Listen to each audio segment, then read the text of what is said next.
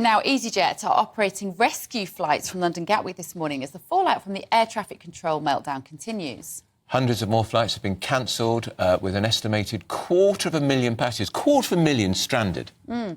This comes as travellers face the threat of being denied compensation due to the disruption being beyond airline control.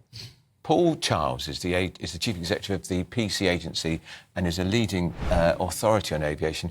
Paul, I know you're not a technical expert, but both Bev and I are struggling to accept that this chaos, the worst in our airlines in this country for 14, 13 years, has been caused by one rogue flight entry into the air traffic control system. Really?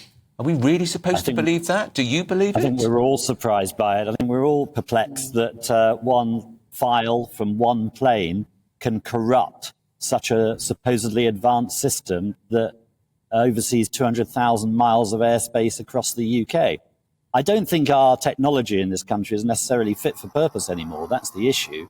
And that's why there does need to be this inquiry by the government to look at whether the technology we're all relying on as consumers when we travel is fit for purpose. But do you believe it was technology, though, Paul? Do you not believe this has got to be some sort of security breach, some sort of hacking incident that has managed to bring us all to a standstill on Bank Holiday weekend, the busiest weekend of the year? I don't think it is a hack or a cyber theft of some kind, because it was dealt with pretty quickly. I think if it was a serious hack, it would have taken many more hours for systems to get back up and running on Monday. And although it was a long time and very frustrating for 500,000 people affected, they did get it back up and running within 6 to 8 hours. So I think if it was a cyber incident of some kind, it would have been much longer to deal with. So no, I think this was a rogue file. It corrupted the whole system. And we need to be reassured now, and we haven't had that reassurance yet, that this will never happen again. We need to understand the detail of what file corrupted the system. That's the point, isn't it, Paul? And you preempted my question. I mean, if one rogue file can do this, it can happen again. And people watching and listening thinking, why would I want to go near an airport if that can happen? Some people have been stranded 2-3 days. Some of the reports I don't believe, frankly. It could go on for a week or 2 weeks. But certainly the disruption is going to be there till at least Thursday or Friday.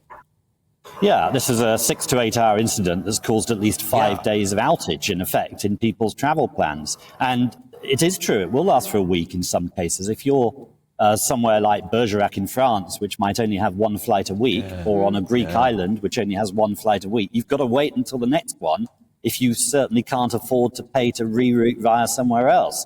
So, yeah, the costs, understandably, have now reached £100 million Can I ask you just one more quick question, Paul?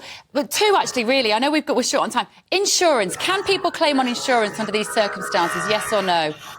It depends on the insurance you've got. They're all very different. So you're going to have that battle with your insurer. But you can try if the airline won't give you what you need. But airlines are duty-bound to refund you for the costs you've had, the expenses you've incurred. OK, and are you confident that we are going to all be able to continue to fly like we've been doing for decades, jumping on and off a plane to Spain, Italy, France for a weekend? Or are those days gone? Because, as Andrew just said, it puts people off flying. Yeah. I think that part of potentially this is about Agenda 2030. It's about the fact that by 2030 none of us will be travelling anywhere except the super rich, and they won't have to get on EasyJet, they'll have a private jet.